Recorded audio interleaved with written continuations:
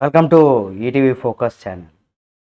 అయితే తెలంగాణ రాజకీయాల్లో ఒక్కసారిగా వాడి వేడిగా సాగుతున్నాయని చెప్పుకోవచ్చు. ముందుగా కవిత చేసినటువంటి కొన్ని కామెంట్స్ అయితే బీఆర్ఎస్ పార్టీకి కావచ్చు, హరీష్ రావు గారికి కావచ్చు, ఒక్కసారిగా బీఆర్ఎస్ శ్రేణులకు, పార్టీలో ఉన్నటువంటి నేతలకు, కేటీఆర్, కేసీఆర్ వీళ్ళందరికి కూడా షాక్‌కు గురి చేశాయని కూడా చెప్పుకోవచ్చు. ఎందుకు ఏమనేది కూడా ఈ వీడియోలో మనం తెలుసుకుందాం. ఇలాంటి మరిన్ని వీడియోల కోసం మన ఛానల్ సబ్స్క్రైబ్ చేసుకొని పక్కనే ఉన్న బెల్ బటన్ నొక్కడం మాత్రం మర్చిపోకండి. ఇక బీఆర్ఎస్ పార్టీలో ఎమ్మెల్సీ కవిత సంచలనమైనటువంటి కామెంట్స్‌గా చేశారు. ఏకంగా మాజీ మంత్రి హరీష్ రావు పైన కూడా ఆమె చేసినటువంటి కొన్ని కామెంట్స్ ఇప్పుడు బాగా వైరల్ అవుతున్నాయి. హరీష్ రావు, మాజీ ఎంపీ సంతోష్ కుమార్ పెద్ద అవినీతి కొండలనేసి కూడా కవిత గారు నిన్న ప్రెస్ మీట్‌లో హాట్ కామెంట్ చేశారు. వారు చేసినటువంటి పనుల వల్లే కేసీఆర్ అప్రతిష్ట పాలవుతున్నారని కూడా అటువంటి పరిస్థితి వచ్చిందనేసి కూడా చెప్పుకొచ్చారు.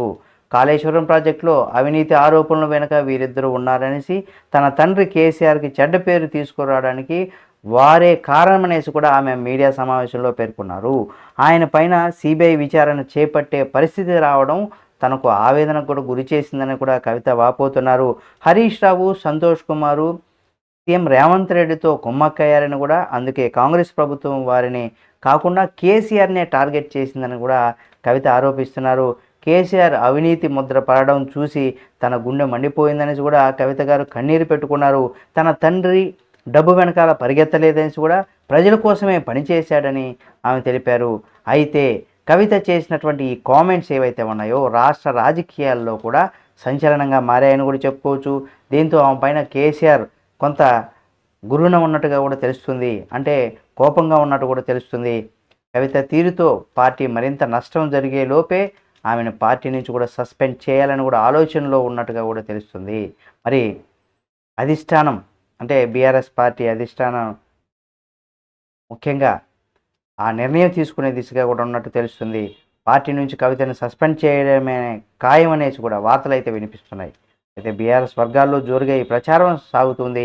దీనిపైన 1-2 రోజుల్లో కీలకమైనటువంటి ప్రకటన వెలువడేటువంటి అవకాశం కూడా ఉంది. కవితను సస్పెండ్ చేయాలని ఎక్కువ మంది నేతలైతే బీఆర్ఎస్లో ఉన్నటువంటి నేతలు ఎక్కువగా డిమాండ్ చేస్తున్నారట. ఎర్రబెల్లి ఫామ్ హౌస్లో దీనిపైన ప్రధాన చర్చ కూడా జరుగుతున్నట్టు తెలుస్తుంది.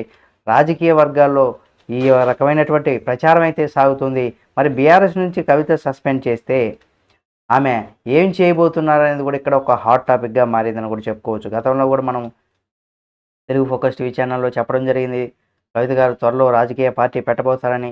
అయితే మొదటి నుంచి కూడా ఆమె పార్టీ నుంచి బయటికి వెళ్తే కొత్త పార్టీ పెట్టాలన్న ఆలోచనలో ఉన్నట్టు కూడా తెలుస్తుంది.